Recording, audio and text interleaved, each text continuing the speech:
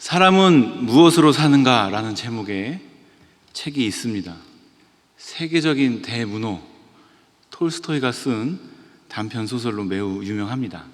사실 이 질문은 인류 역사 속에 가장 큰 문제라고 할 수 있습니다. 많은 사람이 이 질문에 답을 하기 위해 연구하고 고민했습니다. 하지만 그 누구도 쉽게 설명하지 못한 질문입니다. 이 소설에서는 톨스토이가 이런 결론을 내립니다. 사람은 사랑으로 산다. 저에게도 이 문제를 심각하게 고민해야 할 때가 있었습니다.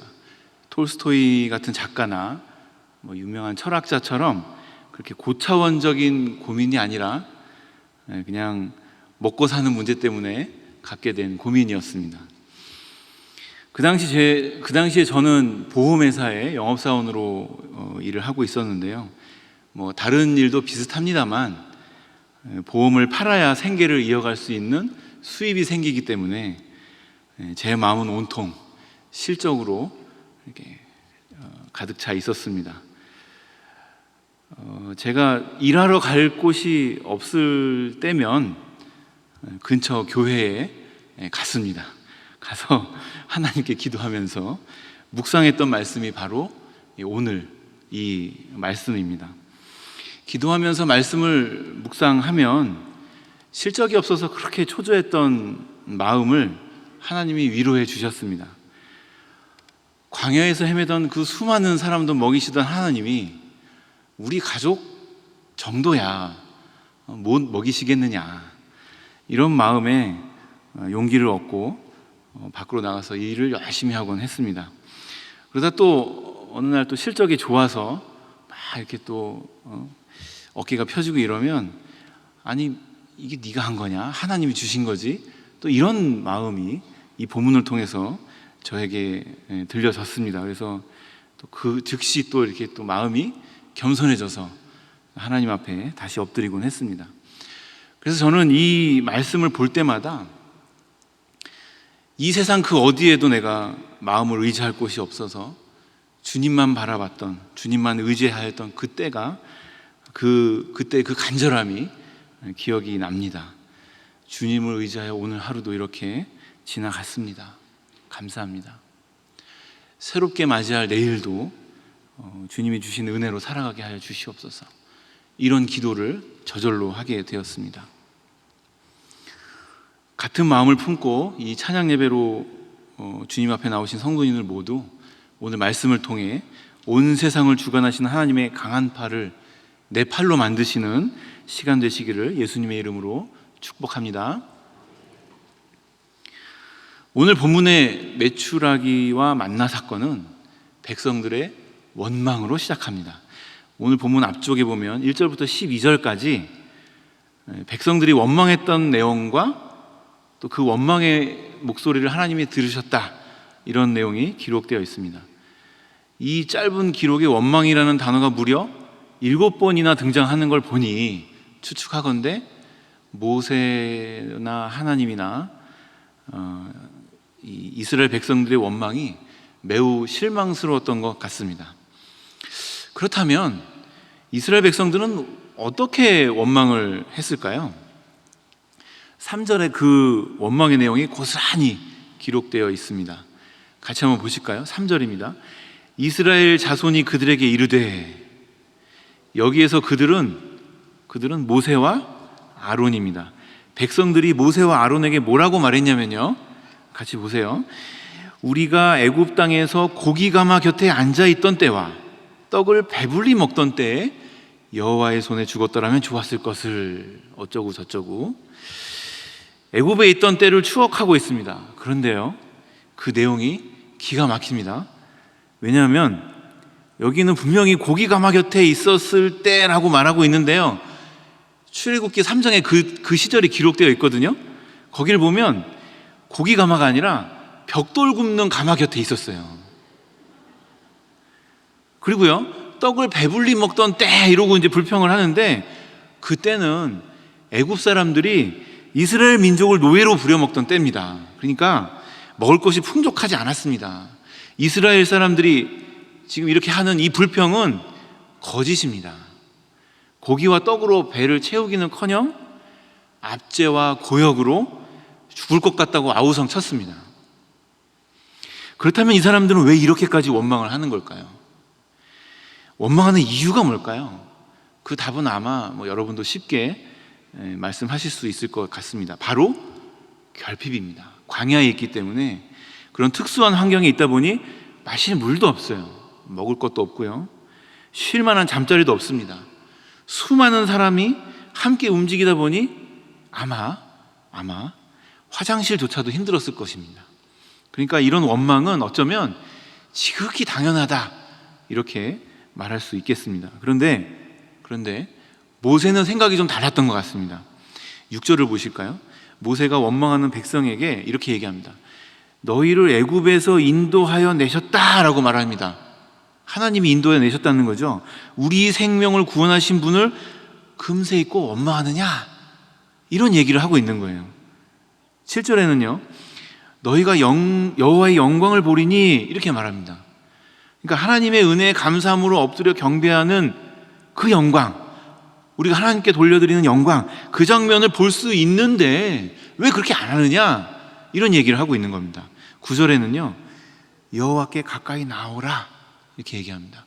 여호와께 가까이 나오지 않으니까 지금 너희들 원망하는 거 아니냐? 이런 의미입니다. 물론 4절에 이런 내용이 있습니다. 하나님이 이스라엘 백성들이 율법을 준행하는지 안 하는지 시험하기 위해서 어려운 장소에 그 결핍을 허락하셨다 이렇게 기록이 되어 있는데요. 그런 상황 때문에 이스라엘 백성들이 원망하는 건 맞습니다. 하지만 이 모든 상황을 아는 모세가 이렇게 백성들에게 하는 이야기를 꼼꼼히 살펴보면 더 근본적인 원망의 원인이 조금 전에 말씀드린 이 세 가지가 아니었을까 생각할 수 있겠습니다. 구원의 하나님을 잊은 것, 하나님의 영광을 잊은 것, 하나님 앞에 나오지 않은 것. 혹시 우리도 이런 잘못을 저지르고 있지 않을까요? 코로나 때문에 힘들다, 전쟁 때문에 어렵다, 폭우 때문에, 환율 때문에, 방역 때문에 맞습니다. 너무 어렵고 힘들고 정신없이 하루하루가 지나가고 있는데요. 혹시 그런 가운데서도 내가 하나님을 잊고 있지는 않았는가? 내가 이 상황을 좀 어떻게 좀 해보려고 쩔쩔매고 이 상황에 매여 있던 건 아닌가? 이 시간 함께 돌아볼 수 있기를 소망합니다.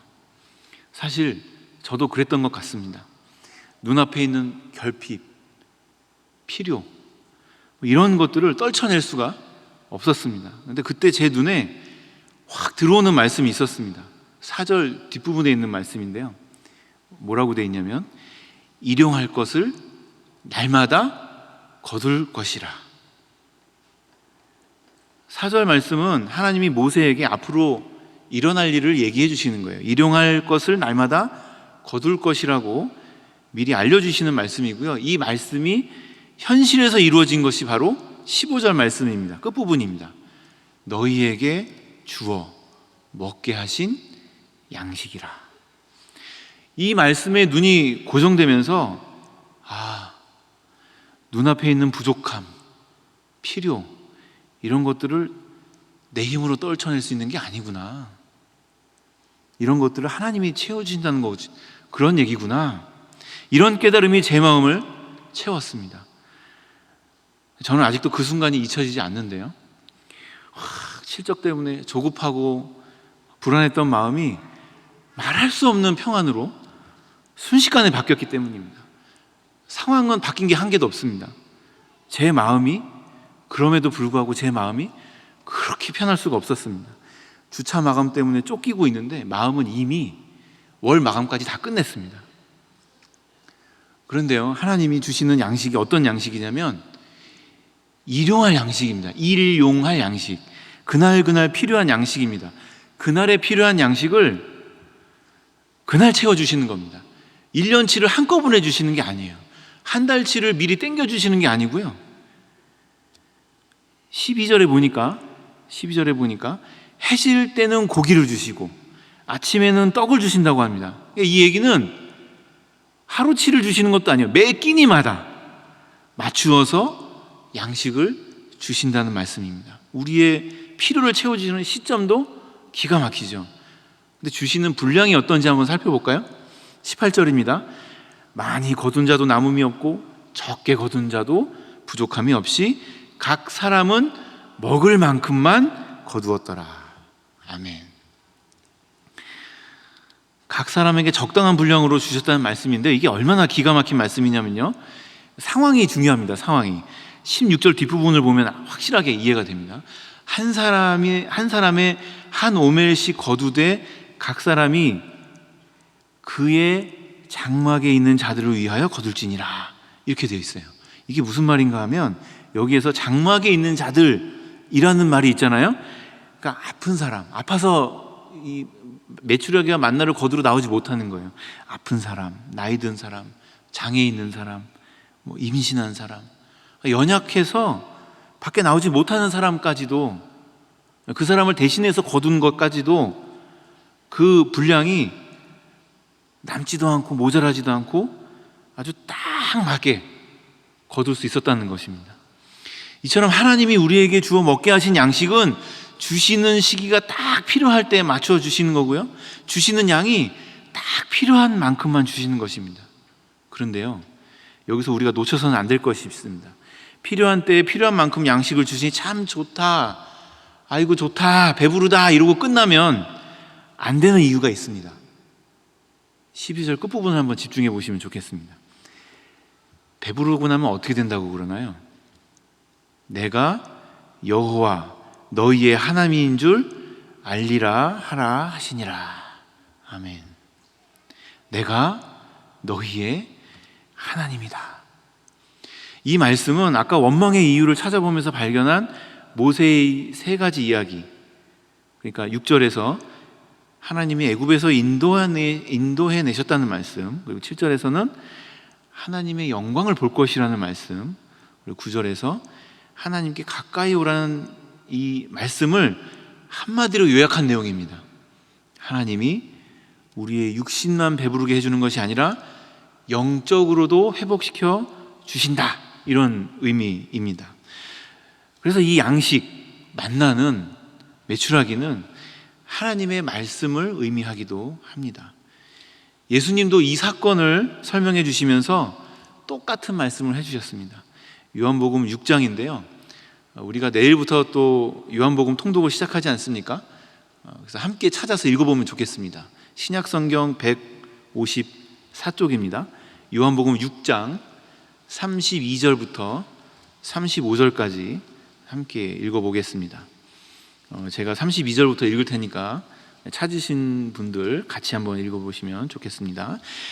예수께서 이르시되 내가 진실로 진실로 너희에게 이르노니 모세가 너희에게 하늘로부터 떡을 준 것이 아니라 내 아버지께서 너희에게 하늘로부터 참떡을 주시나니 하나님의 떡은 하늘에서 내려 세상에 생명을 주는 것이니라.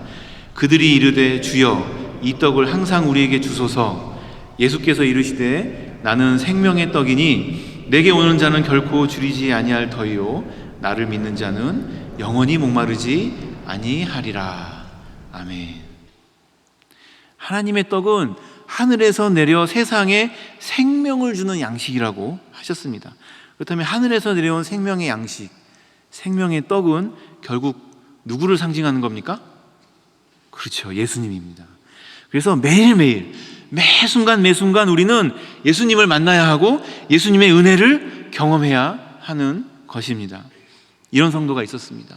주일날 교회 오면요, 주일 예배를 잘 드리거든요. 근데 또 예배를 드려야 됩니까? 교구 모임 가요, 부서 예배 있어요, 경건회 있어요, 그리고 또 찬양 예배 드려요.